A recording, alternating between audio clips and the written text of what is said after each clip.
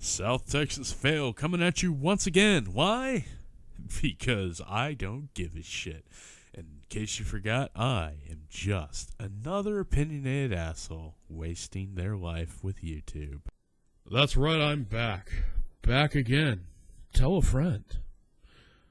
Or don't, I don't really give a shit.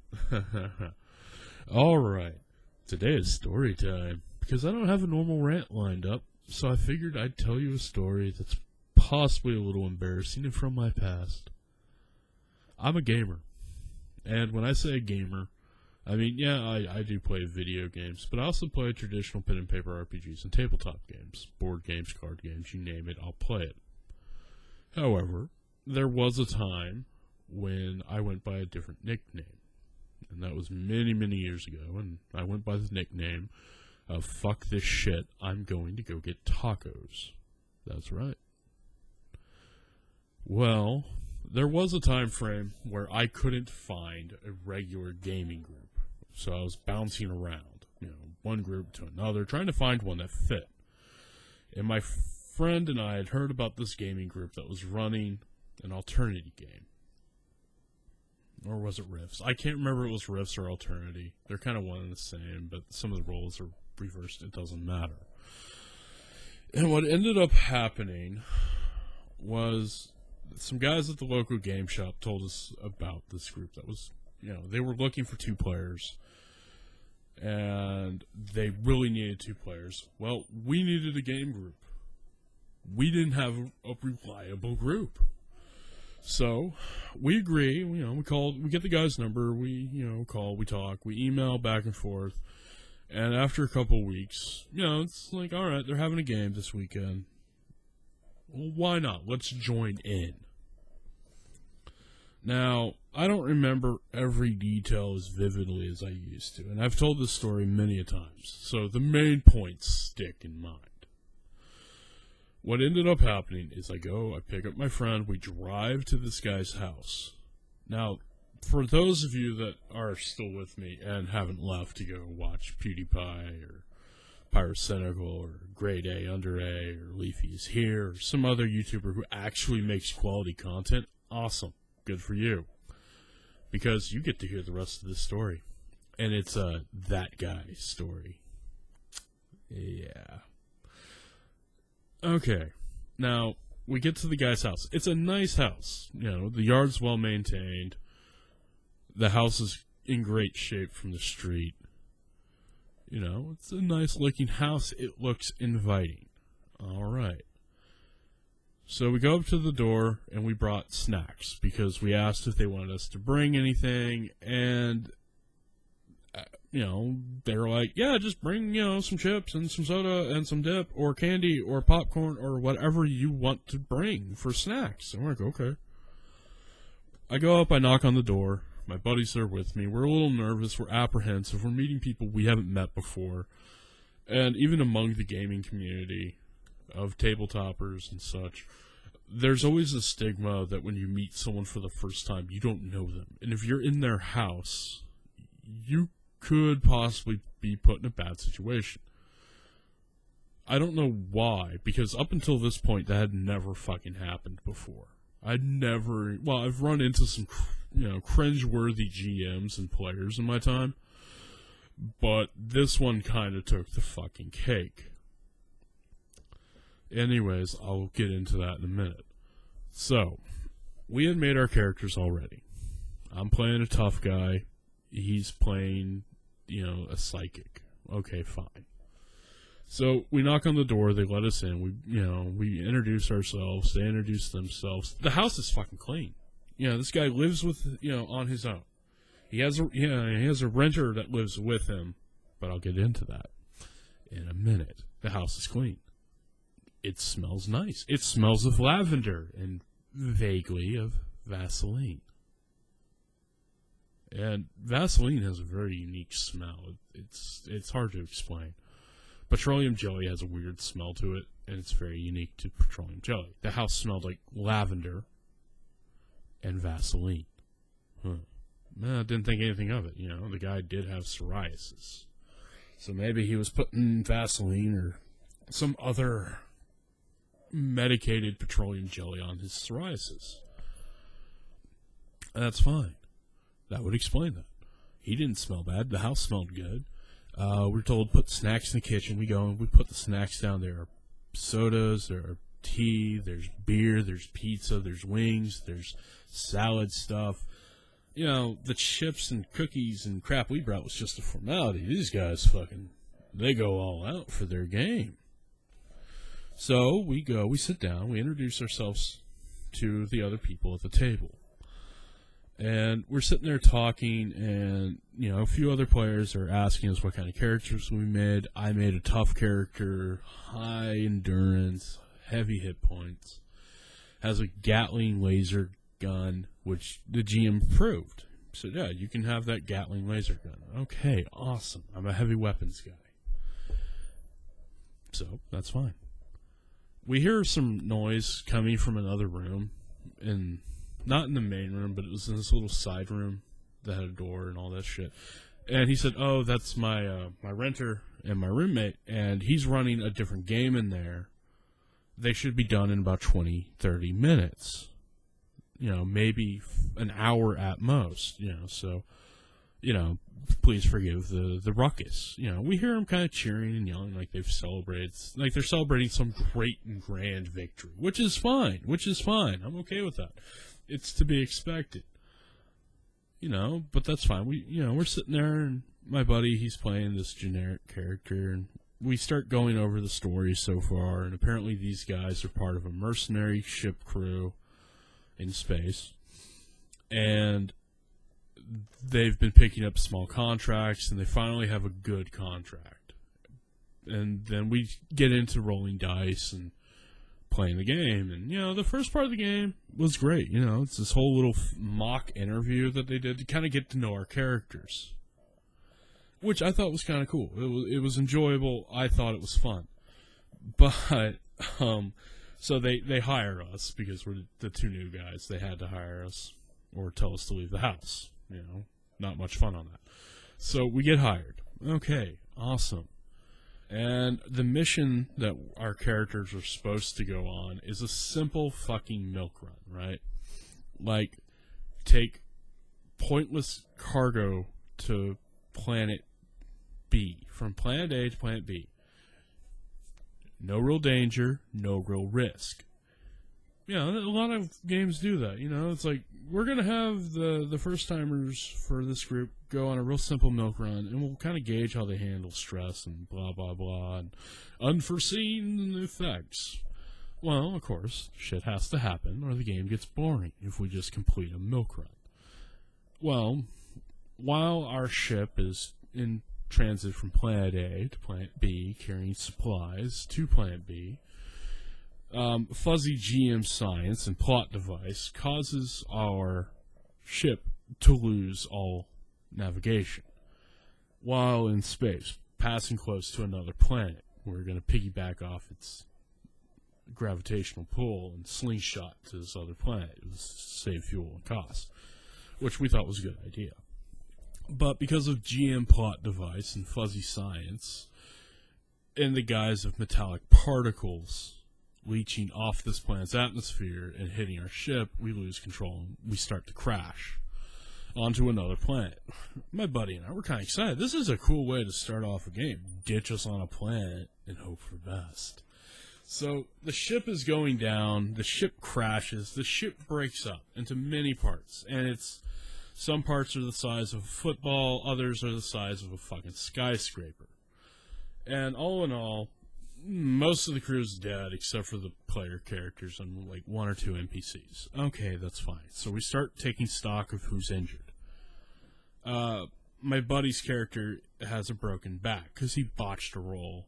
He's got a broken back from below the shoulders. He can't walk. He can't move. So his character isn't really going to be able to do much. But my character has a broken leg. You know, just a simple non-compound fracture broken leg. Something somebody can limp around on if they have to. And I asked the GM, hey, you know, I've got this heavy Gatling cannon. In theory, could my character, who's strong enough, use that as a crutch? And he says, yes. You can use that as a crutch. And I said, cool, what would be the penalty to the weapon later on? And he says, if you can find the end cap to cover the end of the cannon, you shouldn't have a penalty. I went, okay, awesome. It's like a screw-on cap. I find something, it works, it fits, no penalty to the gun for unnecessary damage and wear and tear. That worked out well. But, so we're in process of taking stock of what we have, who's injured, how they're injured, and what we need to do. When we're all kind of standing around looking at each other, talking about my buddy whose character's back is broken, we're trying to figure out if there's a way to jury-rig this advanced healing tank the ship had in the med bay to run off of what little power source we could scrounge from the ship. Now, remember, this is a massive starship. This is a massive star cargo container ship. You know, it's like taking a cargo ship that goes from, you know, one country to another across the entire Atlantic or Pacific Ocean and making it 10 times bigger, 10 times, you know, heavier, and putting it in space. So there's a lot of this ship, like half of it's fine.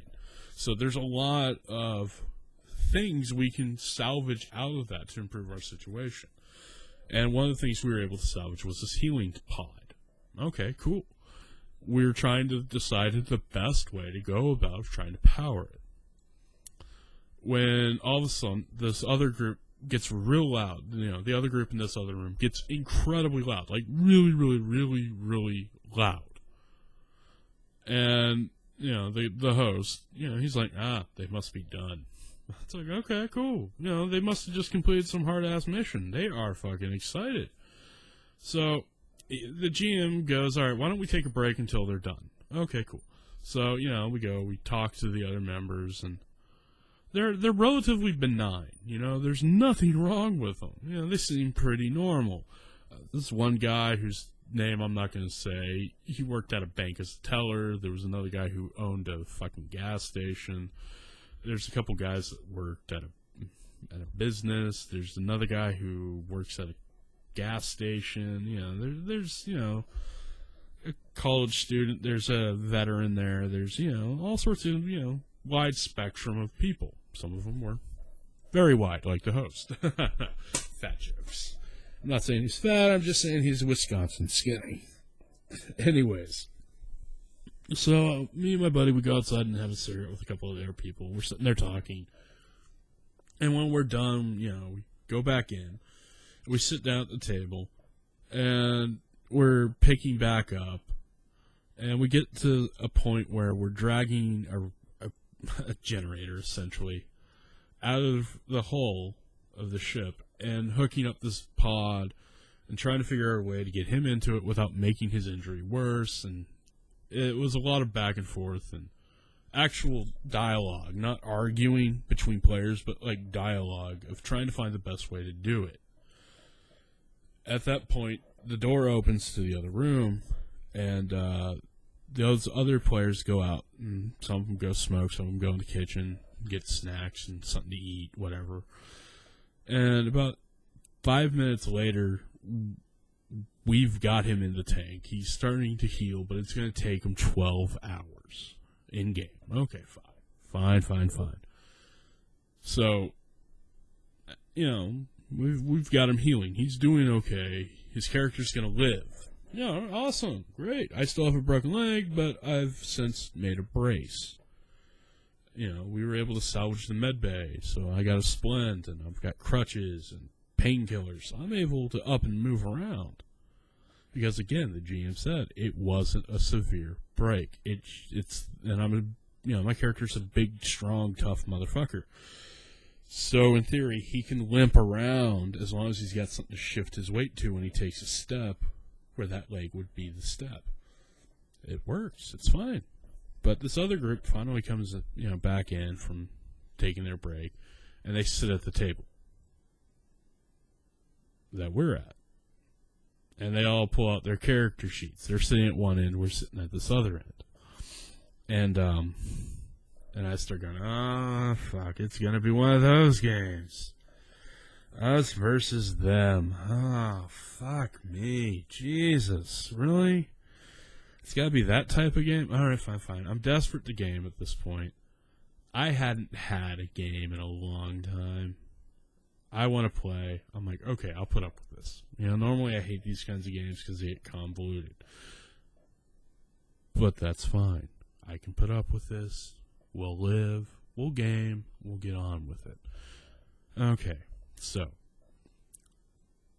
The rest of us, aside from the medic and my buddy's character, who I still think was a psychic pilot of some sort,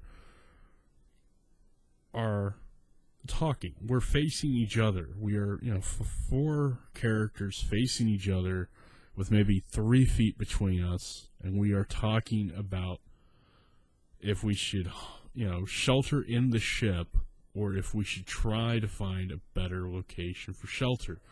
Because, ironically, this giant fucking spaceship didn't have that much food on board because GM plot device. Or, you know, hey, why not? So, we're sitting there discussing our next move, our next course of action, when the only way I can describe this woman who was, you know, part of the other group as a 500-pound lowland gorilla Chewbacca Wookiee looking baby. Like a bald Wookiee, but with long greasy hair. And she stank. God, she smelled so bad. Oh my God, she smelled fucking horrible. You know, starts rolling her dice. I'm like, oh.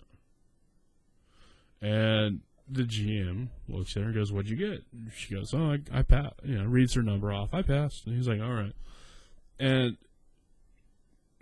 her character drops between 4 people who are facing each other with about 3, maybe 3.5 feet between each other. We are in a little circle looking at each other, talking. And she makes a stealth pass. She passes a stealth roll to drop this character in between us and not be noticed. And it wasn't like she was camouflaged or wearing a stealth suit or had anything that would have increased her roll. And then her character goes to get our attention. And then apparently, because we're not allowed to make any kind of notice check because whatever the fuck reason was. So, of course, fine. She goes on to describe this 5'8" triple G cup vixen. And when I say vixen, I ain't talking a hottie. I'm talking fucking furry. She's playing a fucking anthropomorphic fox. A furry.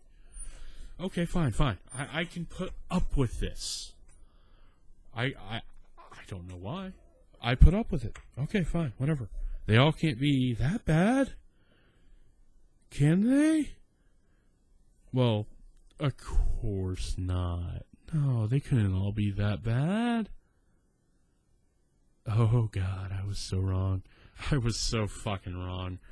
Because what ends up happening is she describes this vixen and tells us how we've landed in their forest, on their sacred forest, on their home planet, and we now have to come up with a solution to this. And it's like, all right, fine. Well, we'll come up with something. We will figure something out. Okay, fine. But what ends up happening next really fucking confused me, because instead of coming up with an actual solution to fix the problem, they escalate to where suddenly we are all being invited to this ceremony that we apparently interrupted when our ship fell from space. We fell from space, not orbit, not low orbit, no, we fell from fucking space. Okay, fine. We go, and we go back to their little village where they're all furries. There's a fucking fox, a lion, there's a couple deers, a rabbit, a wolf, a fucking husky, And then this one character was just, I don't even remember how they fucking described it. It's like if you took a dragon and a hippo and made them have horrible drunken sex, and then you get the child that resulted from that bullshit and add in a fucking chihuahua. It was like a chihuahua dragon hippo. It's like, what the? Anyways, I'm getting sidetracked. So we take part of this, little meal, and, we're trying to ascertain what planet we're on, because this planet technically didn't have a fucking name, and we weren't supposed to go this way, apparently, because somebody didn't tell us that. So our idea to slingshot around this planet, which the GM suggested, didn't work. Okay, fine. We gotta figure a way to get off this fucking rock. Cool. Whatever. So, we proceed to eat and drink, as one would. And we break and go back to camp. And when we get there, we all just cold ass pass out. Because apparently the food was drugged. Alright, I get it. They drugged us, and apparently we somehow got back to base. Yay! So what ends up happening is my character starts having to make constitution checks to make sure I can get up, because somebody is making a lot of noise. I wake up and the furry fuck brigade is now attempting to kidnap everyone to take back to their planet, to their camp, for fucking sex fiend fueled bullshit sex slaves. It's like, motherfucker, what? Sex slaves? The fuck, man? You can't just drop that shit in on a first-timer. You know nothing about me. I did not know this was gonna happen. I didn't know there was a furry fuck fest about to happen. Because there was no fucking furry art laying around. The guy wasn't wearing fucking fox ears or some shit. No! The dude was wearing a fucking button-up shirt and a pair of khakis. He had gotten off of work and didn't bother to change into fucking furry fucker clothing, I guess. I don't know how to describe it. They're trying to fucking kidnap us to take our characters back to their fucking camp so that they can fuck us for, however long this storyline was supposed to go. Oh, hell no. They've got they got my buddy's character out of the tank. He still has a broken spine, and they're trying to drag him away. Yeah, that's smart. Drag away the fucking spinal injury. Yeah, that'll fucking, yeah, that's gonna be fun for him. And my character, my buddy's sitting there with this look of fucking shock and absolute disbelief on his face. He was dumbfounded by what was going on. And my character, who had a broken leg, but could walk and had a rotary laser cannon, says, fine, I'm going to side strap that gun and start laying into him as they're coming for my character. Well, the GM goes, no, your shotgun won't do that. I'm like, wait, what? Shotgun? Fucking shotgun? What happened to the rotary laser cannon? The gun my guy was taking with him to the fucking furry fuck camp. Oh, no, I changed my mind. You can't have it. What? Then what have I been using as a crutch? He goes, a proper crutch? Dude, you approved this. And you're saying I can't do that? No, dude, you can't. I'm the GM, and, and I can understand when a GM changes something. But normally, if it's already been a determined and established fact for a character to have a piece of equipment in a game, generally you don't fucking change it. Unless it becomes game breaking, then, fucking change it. But this is a gun that my guy was using as a crutch, was told he could use as a crutch, and was perfectly legitimately capable of wielding. And the GM was okay with this. In fact, the GM suggested I take that very fucking gun as my main equipped. As part of my main equipment. It's like, alright, awesome. I will gladly take this fucking rotary Gatling laser cannon and fucking ride this pony. Alright. And it turns into a fucking 12-gauge pump action side-by-side shotgun. And I'm trying to figure out how a pump action works as a side-by-side, because he later, and yeah, I know. I thought it was pump action because he said it's a pump action. And he said, no, you have to break it to reload it. And I guess he's trying to say it's side-by-side double barrel, but for some reason he said pump action. So now I'm stuck with a 12-gauge pump action. So, okay, fine, fucking fine. I start unloading this double barrel, and, of course, the Vixen, played by the bald Chewbacca, is coming right up my character to rape him. I start unloading. You know, give her both barrels, quick reload, both barrels again. I managed to get off 4 shots.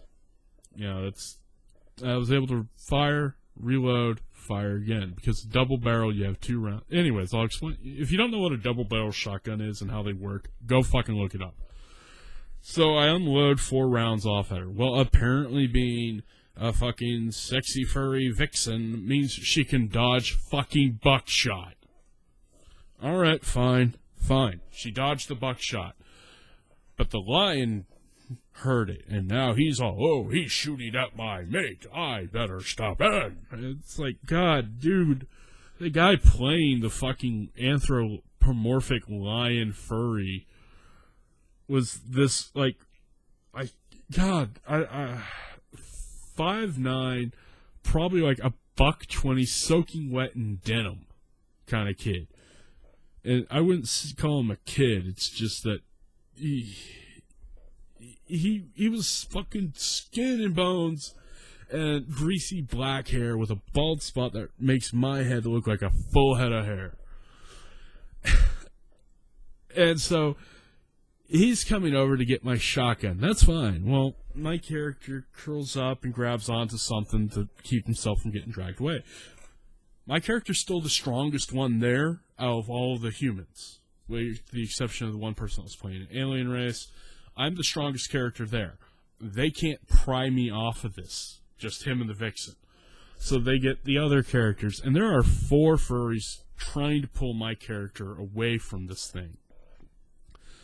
And finally, they kick me enough to where my character lets go, falls down a little cliff, like 5-foot cliff, not much. And he's laying on his back. And my character... Yeah, the GM's will describe what your character's doing. My character's kind of curled up in a ball, holding something. And he's curled up. And, of course, this intrigued them. They wanted to know what I was holding.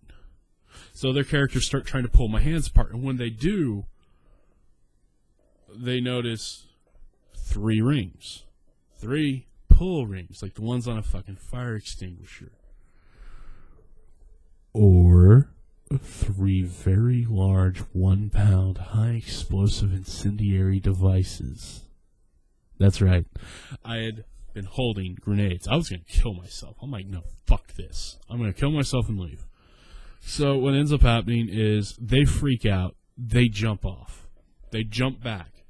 And apparently they rolled high enough, and there was some bullshit arguing between them, the GM, and myself about the damage of a fucking grenade.